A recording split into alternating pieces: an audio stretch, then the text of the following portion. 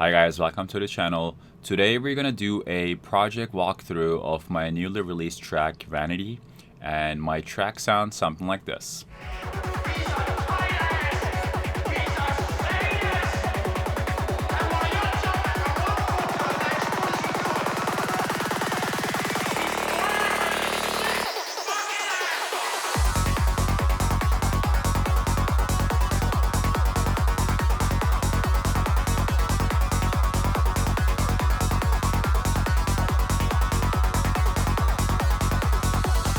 Alright guys, so here we have our project file. I'm not gonna go through every sound that I created, but I just wanted to touch base on the buses that I kind of routed my sounds to, and then just maybe tell you a little bit about how I process my sounds. There are a lot of course different techniques, but let's go over our kick and bass bus first. So for kick and bass, this is going to be pretty much similar to what we have done with our kick and bass tutorials. I synthesize my kick and bass in a pretty similar fashion of those tutorials that I demonstrated. And one thing I do is I make a group channel for bass, and I call it bass extension, and I make a group channel for kick, and I call it kick extension.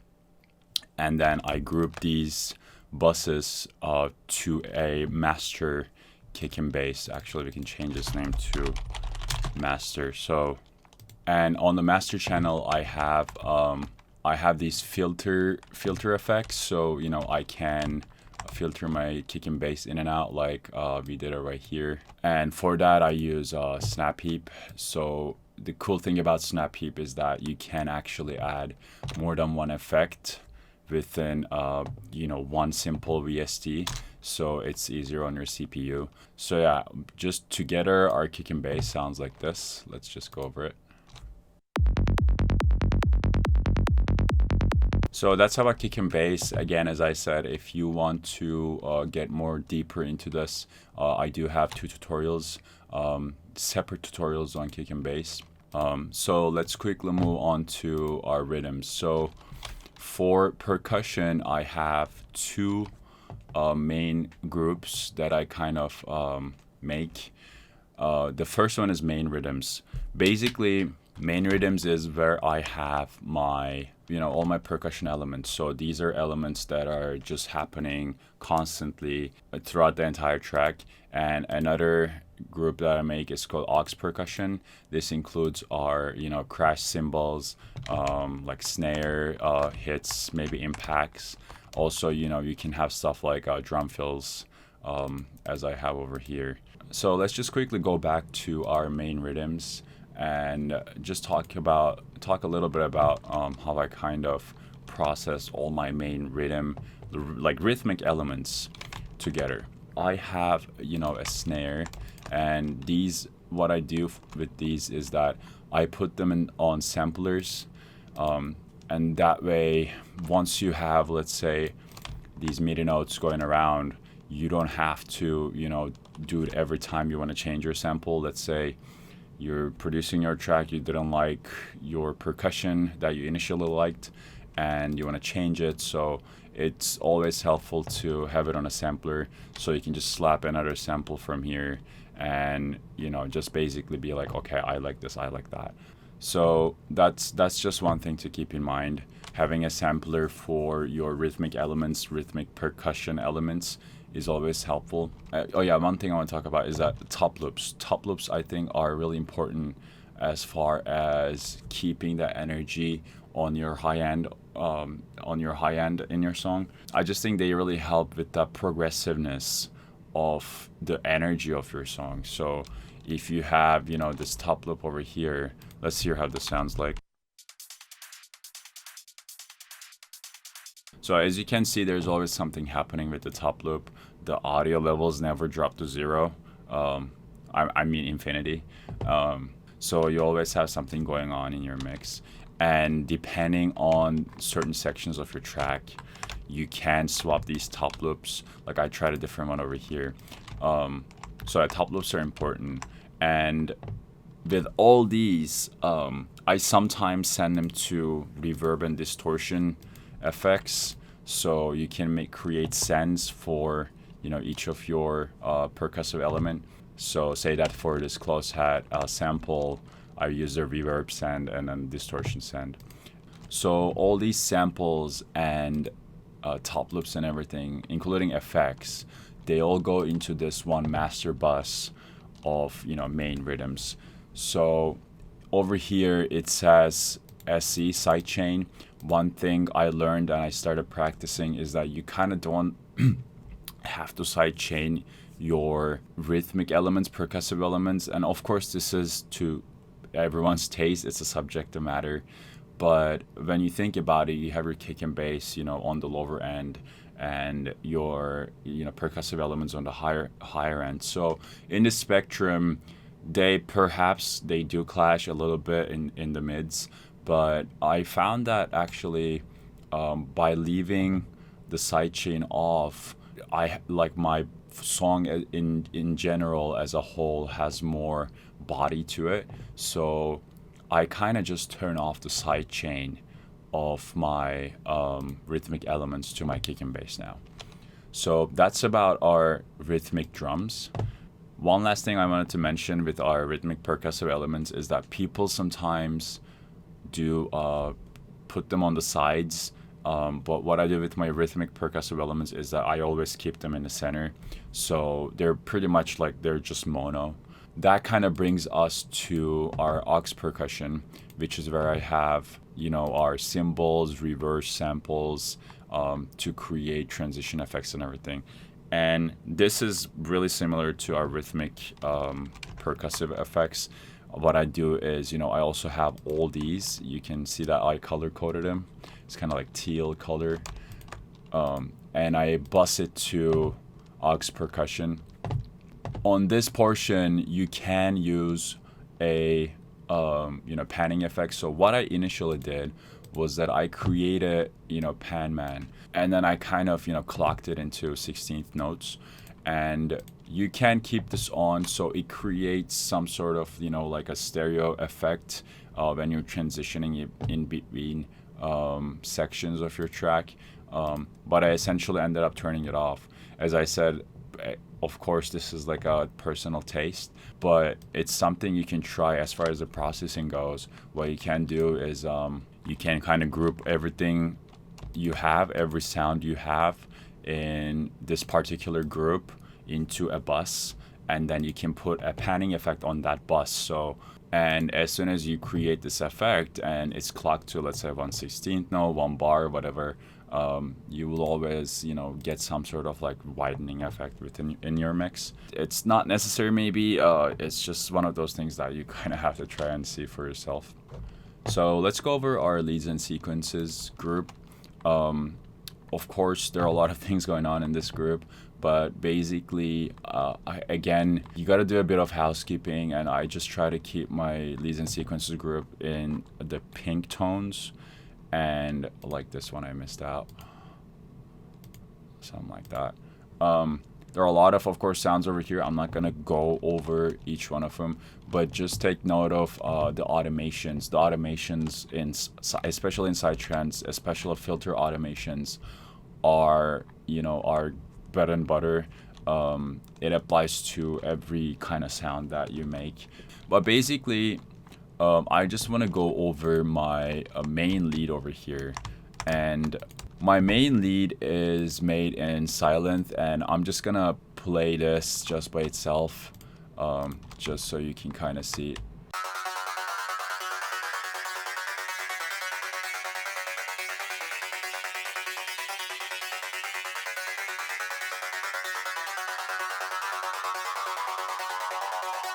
One thing I want to mention here is Psytrance big leads are not that hard to make. You just gotta be kind of careful with, like phasing issues and everything, and of course, like resonance issues, like maybe overuse of resonance, because they're really distorted sounds, and Silent is just the perfect synth for creating these like gnarly, crazy sounding, like mad, full-on Psytrance leads. And I think this is the thing that does the trick. So basically, you can see here, I only have two synths, and I just overdrive the heck out of it, and you get this gnarly sound. Of course, there's more processing to the end result, but the silent is just a great VST to get started and get it going with your like gnarly full-on Psytrance leads. Again, also I do create a bus for all my leads and sequence sounds, and I just have them over here.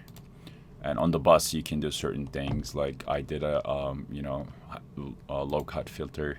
It's always good to have your sounds in groups, because you can compress them, you can apply effects to them with one single click, and it's just a bit of housekeeping work. Once you get the foundations of your routings right, it's always easier to further apply effects or other automations and everything on that group bus. So this is gonna bring me to my synth effects. So for synths, I do again two different groups, just like I do with percussions. In percussions, we had main rhythms and aux percussion. On leads or synth sounds, I have leads and sequences. These are more sounds that have either melodies to them, or they go repetitive in an 8-bar loop or 16-bar loop, or they're just they're basically more like machine gun type loops. But synth effects are different, and a lot of randomness comes into place in this folder for me. So of course I'm not gonna go over every single sound over here, but one thing I want to mention is that this is where I put my grids. So grids in Psytrance, some people call it grids, some people call it stabs, however you want to call it. But what I do is basically create grids within the range of maybe 16 bars with 6 to 8 sounds. So I'm gonna show you an example here. Let me see if I can find it. Okay, so I found an example here, and if you can look at this, there's 1, 2, 3, 4, 5, 6 different sounds that route to the synth group 1. So the synth group 1 is a bus, and let's just listen to how this sounds first.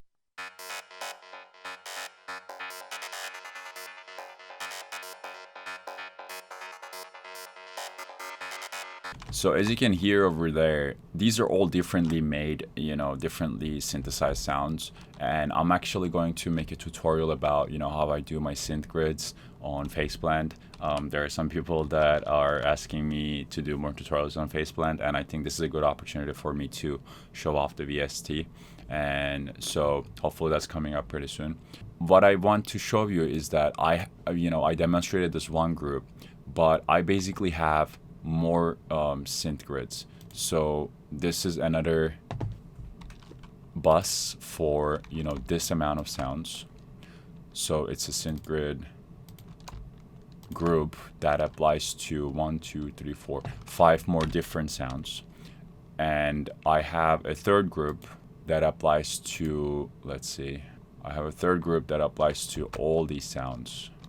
So basically I try to create these groups of basically loops that go over 16 beats, 32 beats, however you want to make it. You can make it more complicated, of course. I just try to kind of do it bite size.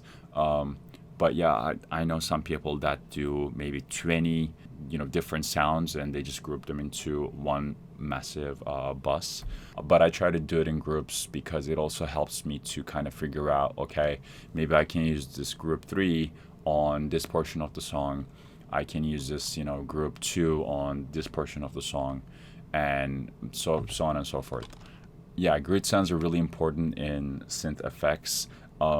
Other than that, this is also where I put my, you know, squelches or like other stabs and everything. But those are more kind of randomized sounds. I don't really put them into groups. One thing I do is that I create a master bus channel where I route, you know, every single group or sound within the Synth Effects folder into one big bus, and then this one gets routed up to my mix bus, my master bus basically. So this one again, you can put you can affect like everything. So here's one thing I did is to widen my sounds in this frequency range. I boosted it with a side EQ. One last thing I want to mention before we move forward is that in this particular Synth Effects folder, you can place your sounds on left and right channels in order to make your mix more, you know, like wider. Because it's a natural way of getting a wider effect than applying a plugin such as like wider or, you know, other like panning plugins. You're just basically putting your, you know, sounds in on left or right channels, and it's less processing. It's better for your computer. It's just that you kind of have to do the manual work. Let me see actually if I did any. Yeah, so if you can see, like, this sound is panned to the right, this sound is panned to the left. So I try to do, you know, panning manually on each track, and I think I wasn't too happy with how wide it was, and I wanted it wider, which is where I, you know, put this side EQ on the very master channel of the entire Synth Effects group. So at this point, widening is kind of where, you know, this whole thing comes into place, because with our kick and bass, we just want to keep it mono in the center. I do the same thing with my rhythmic percussion elements. But when it comes to synth sounds, you can, you know, do more widening. And I also did the widening, of course, here in leads and sequences. But that was more of, you know, rather than putting them on left and right channels, rather than manually panning them, I just kind of affected them with reverbs, you know, delays, ping pong delays. That's kind of how you create that widening effect. Next up is our pads and Atmos. So I'm gonna admit, full disclaimer, I'm not really good at designing pad sounds or atmospheric elements. So mostly what I do is I go ahead and like grab some samples, or I use, you know, presets from different VSTs. One VST is Zebra. I think Zebra has really good pads. Let me see if this is Zebra. Yeah, there you go. So, you know, I have Zebra, and basically Zebra has really good presets that you can just start like working with. And but I'm not really rounded about like how I can make these sounds. So what I do is I load a preset, and then I just kind of try to tweak it to my taste, because sometimes it's maybe too much. And other than Zebra, I use contact libraries. Particularly this one library I just want to talk about. It's called Hounded Space. It gives you really good soundscapes or textured sounds. There are a lot of ways to create, you know, like a pad sound or like a soundscape sound. But maybe you can actually tell me how to kind of get through this thing down below in the comments, because I'm not really good at designing my own pads. So that's just one of my production weaknesses at the moment. But yeah, this Hounded Spaces library in Contact, oh my god, this thing is a beast. So I definitely recommend you go check this out. I might as well actually just put a link down below. For pads, I think you might have to know your scales a little bit. That's something I touch base on my Goa style leads tutorial, which you can watch, I think, up here. I'm just gonna put a link over there. But yeah, so with my pad sounds as well, what I do is to create a you know, master bus for all these channels. So let's say that, you know, I have about maybe too many different sounds that I create my pads with, and I just put them on this Pads and Atmos master bus just for this folder. Okay, next up is our Vox channel, which is the vocals of our beloved Al Pacino from Devil's Advocate, and let's just hear how it sounds just by itself. And then what does he do? I swear, for his own amusement, his own private cosmic gag reel, he sets the rules in opposition. So one little trick I do is that, I of course get the clip, I rip it from YouTube, I use the audio portion of it, but what I do in Cubase is that I duplicate the original sample, so pretty much I get this entire first, if you look at 115 here, so I get this first portion right, and then after that's done, I just copy and paste it to a separate channel, and I kind of offset it. So what this does is it kind of gives it more of like a reverby effect, I think, and it also gives the vocals more body, so it just sounds stronger. Also, given the fact that of course your rip is not the best quality because you're just getting it from YouTube, you kind of have to do some processing on it, and I found that it really helps the vocals to get boosted within the mix, and I think the processing for these two are just the same.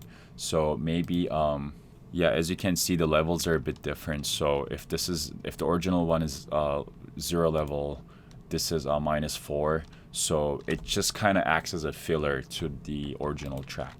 So that's about that's just about vocals. It's not vocals per se, it's more like telling a story. But of course it includes human voice in it, and of course you got to do some de-essing, just tame those harsh frequencies. For those, I think there are different plugins such as like OX Sound, Soothe. I also have some gated vocals here, which are like my Indian lady.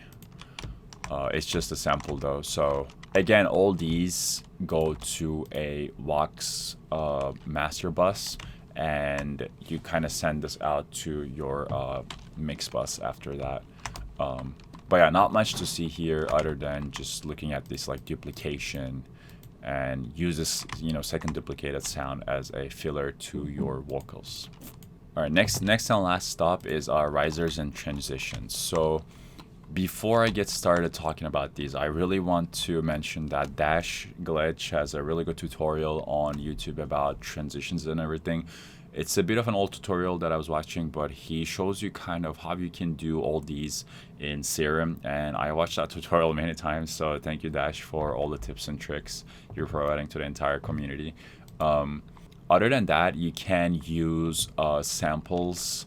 I grabbed some sample libraries, especially cinematic sample libraries really work on these kinds of effects. So let's say like this one, I think was one of those. If we can just hear this real quick. Okay, let's just actually hear all these 4 sounds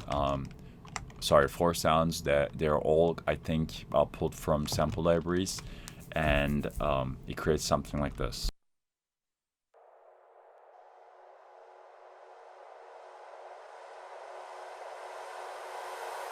So as you can see over there, the cinematic libraries are really a good place to go. And myself, personally, I went to film school, and I kind of realized that over there. When you get into sounds and everything, sounds effects in cinema, you kind of realize, oh my god, they're really good to create tension and make transitions. But of course, it doesn't apply to every kind of Psytrance style that you're producing. These kind of applied well because I really wanted to make this track with a lot of tension and create some like gnarly effects, and these kind of fit well with my purpose in this track. So I just want to go over 2 more ways of being able to do transition effects. The first thing is right here, which is a VST dedicated to making sweeps, transitions, and everything. And it's called the Riser. It's a pretty cool plugin, actually. I think it's on sale on one of the major plugin websites. It was like $15.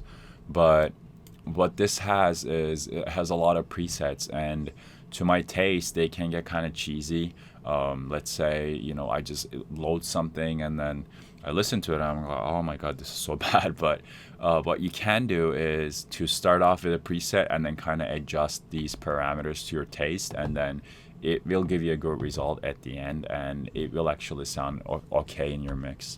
The last one would be actually Faceplant, which I think I have right here. So I think I'm going to make a tutorial about how to create transition effects in Faceplant. It's a really good, intuitive, VST, and I just love to work with this workflow. And I think I will be making a tutorial about, how to create these kinds of sweeps and transitions within Faceplant as well. So stay tuned for that. And other than that, that's pretty much it, guys. So I have my whole track over here. And the last thing I want to leave you with is it's really important to, do some housekeeping within your tracks. It's really important to name them. It's important to, put them in groups, put them in buses. Even though I know like these are just simple risers, I just named them just so, it's easier to keep track of, because if everything just says, Faceplant 3, Faceplant 4, I'm not going to be able to like keep track of, what I'm looking at. And it can get a bit overwhelming, because when you look at over here, you have 174 channels, and whatever you're looking for within these 174 channels might get kind of, drastically overwhelming. So yeah, at that point, it's really important to keep these color coded, name your tracks and everything. It'll give you a lot better workflow, and I think you can see some results also as far as efficiency goes. But yeah, so in a nutshell, that is my track Vanity that was released last week. If you guys want to give it a listen, I'm going to leave a SoundCloud link in the description down below, and I will also leave a link that it will direct you to different major streaming platforms that you might be using. The track was released on September 13, which is last Saturday, and hopefully it will make you guys jiggle and dance. It's also available for free download. And I just wanted to give a bit of a life update on my end. So I haven't been putting out videos lately to this channel because something happened in my studio where I had a pinhole water leak that was kind of leaking over up to my carpet over here, and I kind of had to take all my equipment out, and they had to fix it. They had to put a new carpet on and everything. So sorry for not being responsive on YouTube, guys.